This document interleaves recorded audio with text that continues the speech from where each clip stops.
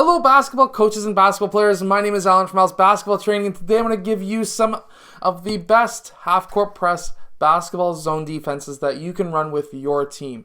I'm basically going to go over the top and best zones that you can run, and these are going to be trapping the players at half court. So let's get down to the clipboard and let's check out these plays. Okay, so first off, I should explain what a zone press really is. And the whole idea is to move the ball towards the sidelines and get the players trapped in those corners. The reason why you want to get them trapped in the corner is mainly because now they can't go that way, they can't go back over half court or else it's a turnover, and they can't go in any direction in this area because we have, in this case, player 1 and 2 defending the movement in those areas. We have player 2 right up against the sideline. We have player 1 guarding the other half of that section. Now, what we're going to be looking to do, and to be able to do that in the first play, is the 1-2-2 zone defense. So in this zone defense, what we're going to be having is player 1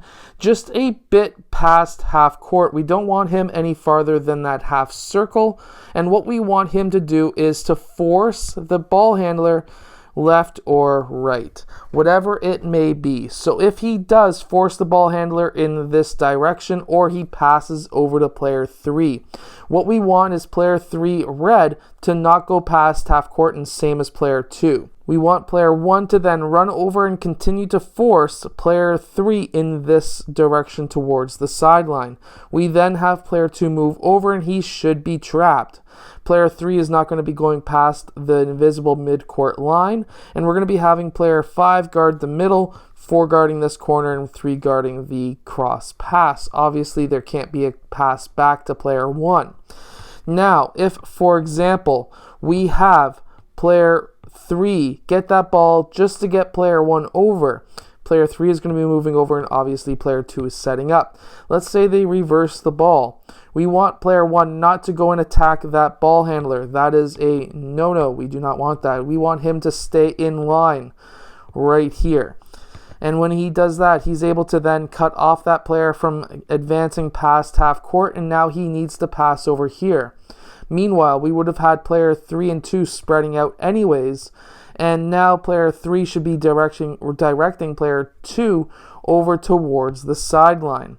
Now, when that happens, we want player 3 to continue that over, and player 1 to then run over to then stop the reverse pass again. Now, when this is happening over on this side, we need player 2 to move over, and this will allow us to now stop any kind of press break from happening. And generally speaking, if you run a half-court trap, the first few times that you're going to be running it, the other team is going to be caught off guard because you're not pressing full court. Now, the next zone defense I'm going to show you is very similar to the 1-2-2, except it's called the 3-2.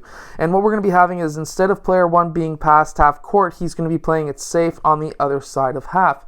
So this is good for either if you wanted to play it just a bit more safe, or if you're needing to be behind half due to a mercy rule or whatever it may be. So player 1 will be dribbling up, and he's going to try and beat player 1 one side or the other. And what we want to happen is for player 1 to cut that off, do not go past half, and then to force him in one of those directions. And if he does get forced over to that direction, we want player 3 in this case to then come over and defend and cut him off so that we can move him over towards that sideline without giving him much room. He now cannot get past half, so these players need to get over, and we've pretty much cut off what's going on. Now, the idea behind this is, let's say he doesn't get past half, he sees what's happening, so he passes out to player 2. Same thing's going to happen. Player 2 red is going to move over, player 1 is going to move over. These two players are going to cut him off and force him over towards that side. We may even have player 4 popping up just a bit to cut anything off going down in the middle of the court. And both of these zone defenses are very simple and easy to use with your team, and very similar, so you can actually quite literally start with that 1-2-2, bring back the point guard after a few times of running it so it really doesn't look like you're running it anymore. And then that's when you jump on them as soon as they get past half. And this way you can stretch out this half-court press a bit longer. You could run the 1-2-2 for maybe 2 to 4 possessions, and then you can run this one for another 2 to 4 possessions, and then you're going to need to change things up. Maybe go to a full court press, or sit back for 1 to 2 possessions, let them dribble it over half court, and then start pressing them again. So now this next play is the 2-2-1. We have 2 players up top, 2 in the middle, and then 1 in the back. Now the whole idea behind this is for players 1 and 2 to not go past maybe 2 to 3 feet past the half court line. Basically nothing farther than where that circle is. And then what's going to happen is they're going to be cutting off the middle. So if player 1 tries to beat them up the middle, they're going to be cutting it off so that they need to force him either left or right. If he does tend to pass the ball over or dribble the ball over, whatever it may be, player 3 is going to be there to cut him off. Player 5 is going to move over. Player 4 is going to move over. And now these 2 players, they're not going to be going and attacking him.